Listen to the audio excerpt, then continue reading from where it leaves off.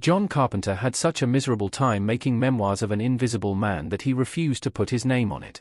This 1992 sci-fi drama was an effort by star Chevy Chase to move away from straight comedy into more dramatic roles. After clashing with original director Ivan Reitman, Ghostbusters, it became a John Carpenter movie instead. Carpenter is best known for horror, but he had experience with sci-fi and comedy thanks to movies like Big Trouble in Little China. Sadly, Memoirs of an Invisible Man was neither fish nor fowl. It featured incredible effects, but it wasn't funny enough to be a comedy or serious enough to be a satisfying look at the loneliness of invisibility. It's one of Carpenter's worst movies, though it still has plenty of interesting sequences and ideas. The Chevy Chase movie was a total bomb too, grossing less than $15 million on an estimated $40 million budget, via Box Office Mojo. The film was the beginning of the end for Chase as a star, while Carpenter has been honest in recent years about how much of a chore the film was to make. Fans of the filmmaker might have noticed he doesn't put his name on Memoirs of an Invisible Man, unlike all of his other movies, e.g., John Carpenter's Halloween. John Carpenter hated making Memoirs of an Invisible Man so much he took his name off the title. Removing his name represents John Carpenter's lack of authorship on the movie. Chevy Chase and Daryl Hannah in a photo from Memoirs of an Invisible Man. Carpenter is known for wearing many hats on his productions, including writing, composing music and producing. Even on projects where he didn't have final cut, Carpenter's stamp is undeniably on all his films.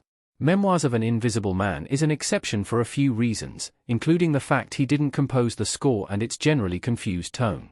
Memoirs of an Invisible Man was a pet project for Chase, who took a heavy creative hand in its development and production. Between Carpenter's issues working with his leading man, the demands of the effects work and Warner Bros. Insistence the film be family-friendly, Carpenter didn't feel much authorship over the final product. That's why he refused to put the John Carpenter's title on Memoirs of an Invisible Man, since he didn't feel it was truly his. Carpenter would return to comedy to much greater effect with his follow-up project Body Bags, a TV movie horror anthology in the tradition of Tales from the Crypt. John Carpenter clashed with Chevy Chase throughout Memoirs of an Invisible Man. It wouldn't be the first or last time Chase clashed with collaborators. Daryl Hannah looking at an invisible Chevy Chase in Memoirs of an Invisible Man.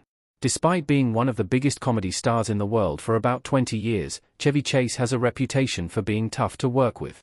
A quick Google will uncover a laundry list of directors and actors he's clashed with, including fighting with most of his Community co-stars to feuding with Bill Murray. Carpenter spoke of his time with Chevy Chase on Memoirs of an Invisible Man, via Charles Band's Full Moon Freaks How, labeling it his worst experience with an actor.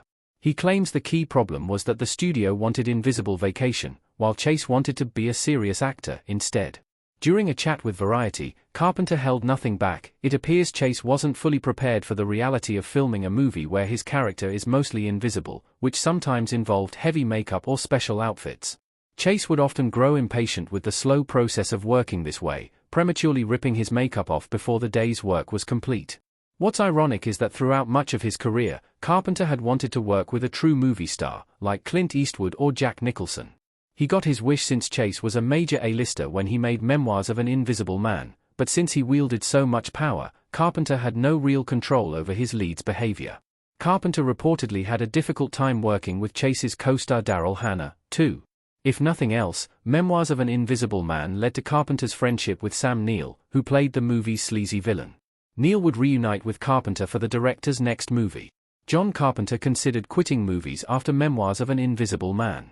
Carpenter finally made good on his threat following Ghosts of Mars. Sam Neill flinches as an invisible hand holds a gun to his head in Memoirs of an Invisible Man. From Halloween to his Apocalypse trilogy, Carpenter has an almost embarrassing number of classics under his belt.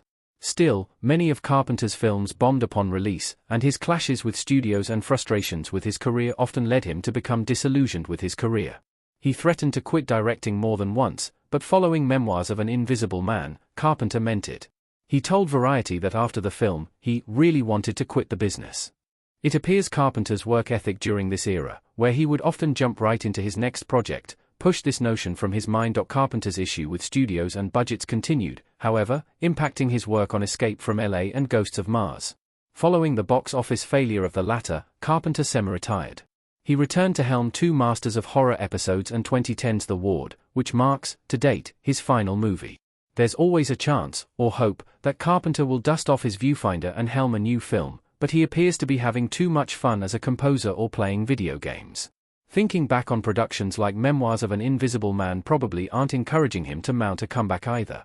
Carpenter made one of his best movies following Memoirs of an Invisible Man. The final part of Carpenter's Apocalypse trilogy is his last great movie. For someone who must have felt burned out on movie-making and dealing with studios, Carpenter certainly attacked his next project In the Mouth of Madness with vigor. This cast Sam Neill as an insurance investigator who finds out the H.P. Lovecraft Stephen King-style author he's seeking is writing about real monsters. In the Mouth of Madness is blacky funny and deeply eerie, featuring some incredible sequences, including the haunting finale. While Carpenter would make 5 more films, In the Mouth of Madness is Carpenter's last true genre classic. Perhaps the biggest irony of that the film is also way funnier than Memoirs of an Invisible Man.